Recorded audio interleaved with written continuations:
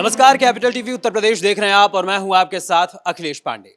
आज जुमे की नमाज है और ब्रेकिंग न्यूज में जुमे की नमाज को लेकर ही हम आपके सामने उपस्थित हुए हैं, क्योंकि संभल से लेकर सूबे की राजधानी लखनऊ तक में जुमे की नमाज को लेकर पूरी तरीके से पुलिस अलर्ट मोड पर है और प्रशासनिक स्तर पर भी आदेश जारी किया गया है कि हर जगह पर प्रशासनिक व्यवस्था मुस्तैद रहे, ताकि जो जुमे की अलविदा नमाज है उस अलविदा की नमाज को अदा करने में किसी भी तरह की कोई परेशानी ना हो। और दूसरी चीज कि इस दौरान जो उपद्रवी तत्व हैं उन्हें भी कोई भड़काऊ कदम उठाने का मौका ना मिले, और इसी को लेकर संभल में खास तौर पर विशेष निगरानी बरती जा रही है, क्योंकि संभल पिछले 4 महीनों से इस समय यूपी की सियासत के केंद्र बिंदु में बना हुआ है, और बल्कि यूपी ही नहीं देश की सियासत के केंद्र बिंदु में भी बना हुआ है। और संभल में किस तरीके से प्रशासनिक और शासनिक स्तर पर व्यवस्था की गई है, सुरक्षा के कड़े इंतजाम किए गए हैं, और जुमे की नमाज को लेकर क्या अपडेट है, इसी पर ज्यादा जानकारी के लिए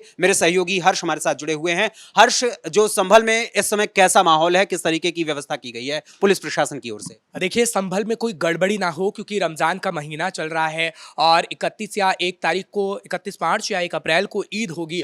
हाँ, चांद को देखकर ईद होगी, और उससे पहले आज हम देख रहे हैं अलविदा जुमे की नमाज है। हालांकि पहले से ही ये निर्देश दे दिया गया था कि सड़कों पर नमाज नहीं होगी, घरों की छतों पर नमाज नहीं होगी, मस्जिद में जाके सभी नमाजी नमाज को पढ़ सकते हैं। और अब हम देख रहे हैं कि सुरक्षा व्यवस्था पुख्ता की गई है, और इस वक्त कहा जा रहा है कि 10 कंपनियां पैरामिलिट्री फोर्स की लगाई गई हैं, 7,000 कंपनियां पीएससी की लगाई गई हैं, सीसीटीवी कैमरा लगाए गए हैं निगरानी के लिए।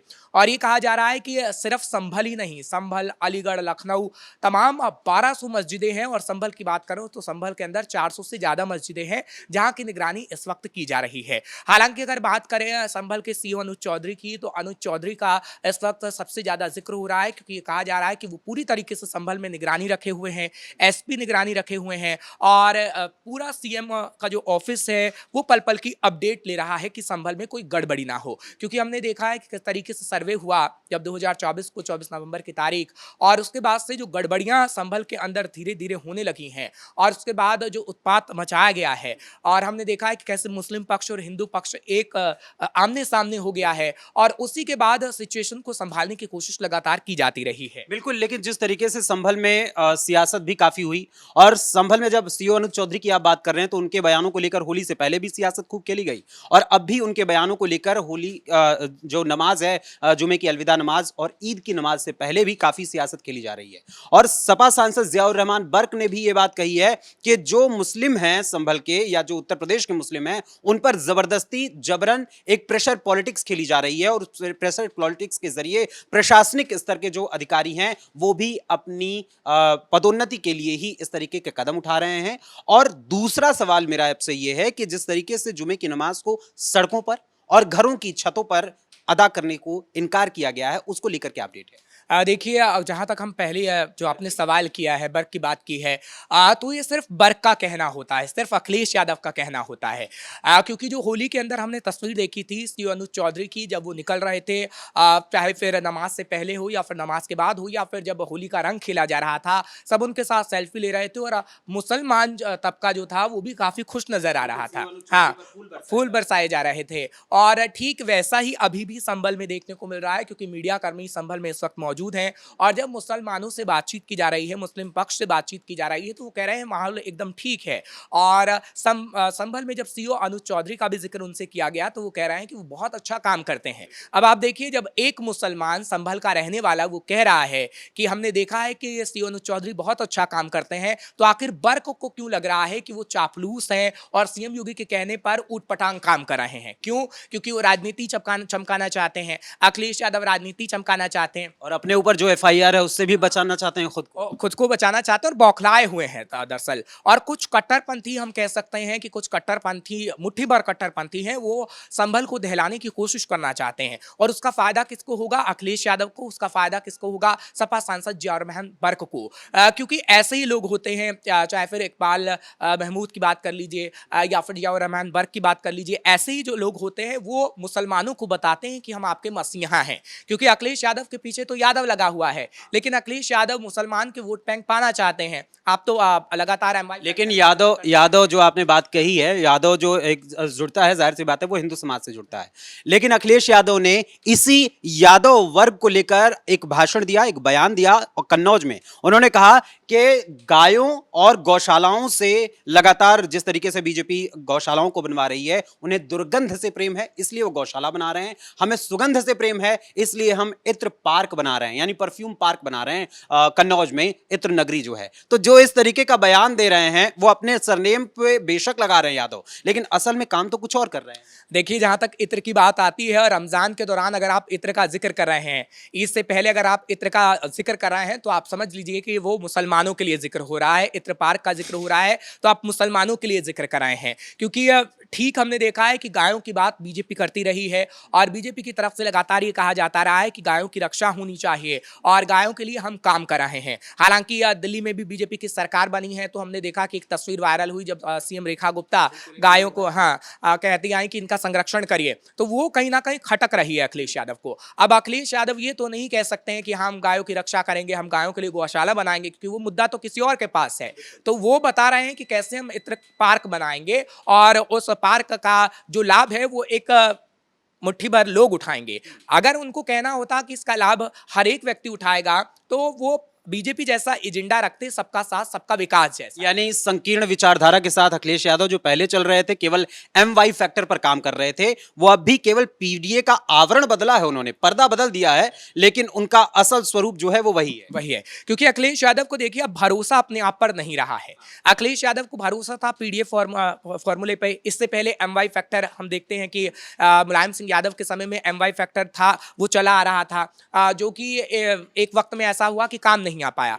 फिर पीडीए फॉर्मूला अपनाया गया। पीडीए फॉर्मूला लोकसभा चुनाव में काम तो आया, लेकिन उपचुनावों में काम नहीं आया। अब देखने को मिल रहा है कि अब जब 2027 चुनाव नजदीक है, तो उससे 2 साल पहले ही अखिलेश यादव ऐसी रणनीति बना रहे हैं, लेकिन उसकी काट सीएम योगी ने निकाल ली है। आप देखिए कि किस तरीके से मंत्रियों को घर घर भेजा जा रहा है। उस इलाके में जहां ब्राह्मणों का इलाका है, ब्राह्मण मंत्री भेजा जाता है, दलितों का इलाका है तो वहां पर दलित मंत्री भेजा जाता है। तो सीएम योगी की तरफ से यानी बीजेपी की तरफ से काट अखिलेश यादव की निकाल ली गई है। अब अखिलेश यादव के पास ना तो कोई मुद्दा बचा है, ना कोई फॉर्मूला है। अब जिस इंडी गठबंधन का भी हम जिक्र कर रहे थे कि इंडी गठबंधन कहीं ना कहीं एक होकर लड़ेगा, ना तो बंगाल में वो एक साथ है, ना तो उत्तर प्रदेश में वो एक साथ है। राहुल गांधी को देखिए, ना राहुल गांधी साइकिल पर सवार होने को तैयार है, ना अखिलेश यादव साइकिल पर बिठाने को तैयार है। तो अखिलेश यादव के पास दिल्ली में भी तो कुछ ऐसा ही देखने को मिला था, लेकिन यहां पर मेनली हम बात करें जिस तरीके से उत्तर प्रदेश में जो ये अनाउंसमेंट किया गया था प्रशासन की तरफ से कि छतों पर आप नमाज अदा नहीं कर सकते, इसको लेकर मूलतः कहा गया था।